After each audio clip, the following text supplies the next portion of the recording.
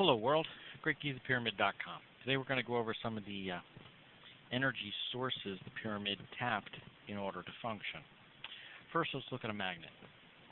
Okay, if you look at a magnet, you don't really see too much. It's because there's a lot happening that you don't see. One thing you don't see but you know is that we call the magnets north and south. And in the middle, there's a zone where to the north of it, it's north polarization, to the south of it, it's south polarization. And if you can find this spot, you can actually do work bouncing back and forth between it. And that's kind of energy one, and you'll see in a moment why. The other thing is that you don't see is that there are fields that come out from the magnets. And you can see them if you were to put a piece of paper down over a magnet and sprinkle metal filings on it. It'll fall into those locations. Now, our Earth happens to be a magnet, more or less. And if you knew exactly where these fields of higher probability of energy being there, and you could pick that spot out and build a toy right then and there, that would be utilizing part of that energy. The other thing is, if there happened to be, of all the continents on the planet, a spot where it was right in the middle of it, so you'd be perfectly in the middle, north and south, that would be the geodesic center is actually north, south, east, and west, which the pyramid does happen to fall onto, but I'm focusing into north and south right here. But it falls into that spot. So it's taking advantage of those two energies.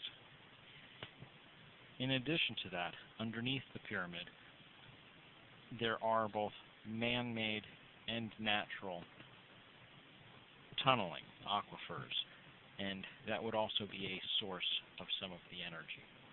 That energy is used to break the water into its respective gases by utilizing the two granite rocks that are located within the subchamber, one of them being in the pit, and the other one being in the pre-subterranean chamber, right there. Now those would separate the gases out of the water, and then from there the gases do work. As the gas bubbles up, it pounds down, does some pressures, and waves back and forth. I mean, there's a lot of other functions going on. The other energy utilized, so kind of be three of them so far: aquifers, the magnetic energy, the caloric energy, and then the other one is because of the 35th level there, and it being a deeper and taller step than all the other steps, you're kind of quarantining the ambient static electricity to the surface of the pyramid.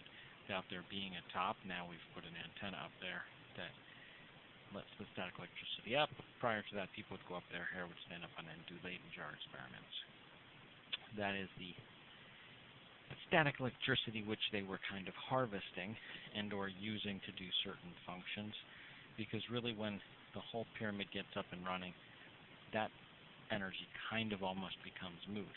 But initially, that's what they were using.